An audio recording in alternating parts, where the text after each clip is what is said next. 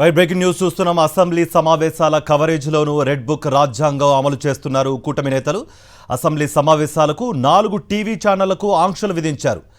దేశ చరిత్రలో ఏ అసెంబ్లీలో లేని విధంగా మీడియాపై నిషేధం విధించారు. సాక్షి టీవీతో పాటు మరో 3 ఛానళ్లకు అనుమతిని నిరాకరించారు. రైట్, ఇదే అంశానికి సంబంధించి మరింత సమాచారం మా ప్రతినిధి సతీష్ అందిస్తారు. సతీష్, ఎలా చూడాలి? ప్రజల సమస్యలపై గొంతు విప్పే కొన్ని ఛానళ్లు, ముఖ్యంగా సాక్షి ఛానల్పై ఇలా నిషేధం విధించడాన్ని ఎలా చూస్తారు? అండ్ ప్రజలు ఏమనుకుంటున్నారు దీనిపై?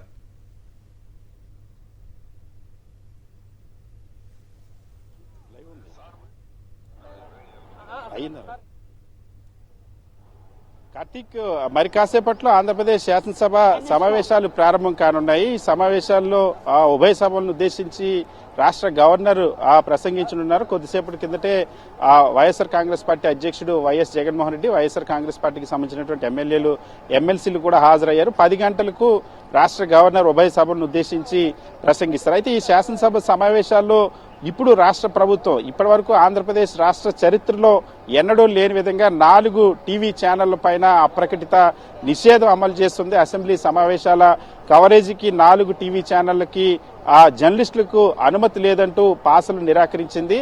రాష్ట్ర చరిత్రలో ఎప్పుడు కూడా ఇటువంటి పోకడ్లు జరగలేదు. ఆంధ్రప్రదేశ్ రాష్ట్ర శాసనసభ వ్యవస్థ ఏర్పడినప్పటి నుండి కూడా ఏ శాసనసభలో కూడా 4 ఎవరైనా ఉల్లంఘిస్తే ఆ సంస్థకు సంబంధించినటువంటి ప్రతినిధులకు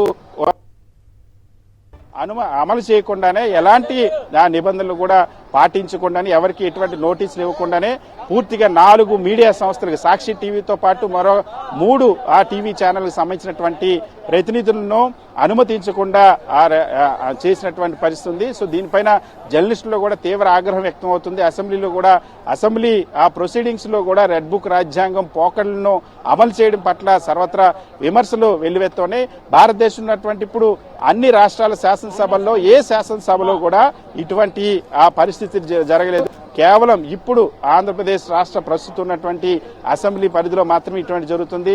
ఆంధ్రప్రదేశ్ రాష్ట్ర చరిత్రలో కూడా ఎప్పుడు 4 టీవీ ఛానళ్ల పైన ఇటువంటి అప్రకటిత నిషేధం విధించినటువంటి, జర్నలిస్టుల పైన ఇటువంటి నిషేధం విధించినటువంటి సందర్భం లేదు. దీనిపైన సర్వత్ర విమర్శలు వెల్లువెత్తున్నాయి. దీనిపైన వైఎస్ఆర్ కాంగ్రెస్ పార్టీ కూడా స్పందించనుంది. ముఖ్యంగా కొద్దిసేపటి తర్వాత గవర్నర్ ప్రసంగం ప్రారంభం కానుంది.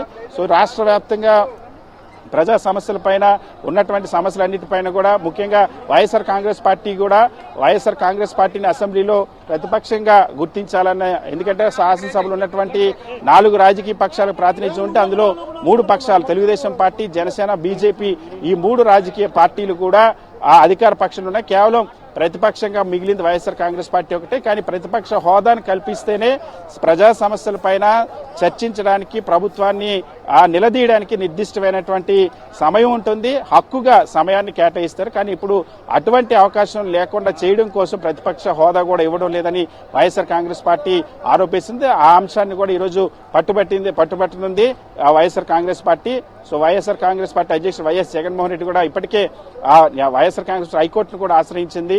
హైకోర్టు కూడా ఇంకా అసెంబ్లీ ఎటువంటి రిప్లై ఇవ్వట్లేదు, స్పీకర్ కార్యాలయం ఎటువంటి రిప్లై ఇవ్వలేదు. సో పూర్తిగా ఏకపక్షంగా శాసనసభ నిర్వహణ అనేది ప్రజాస్వామ్య స్ఫూర్తికి విరుద్ధంగా జరుగుతుందన్నది వైఎస్ఆర్ కాంగ్రెస్ పార్టీ అభియోగం. సో దీంతో పాటుగా మరొక వైపు ఇప్పుడు మీడియాపై కూడా ఆంక్షలు విధించడం, 4 టీవీ ఛానల్ సంబంధించిన జర్నలిస్టులని అనుమతించకపోవడం పట్ల సర్వత్రా విమర్శలు వెల్లువెత్తున్నాయి. కార్తీక్. రైట్ సతీష్.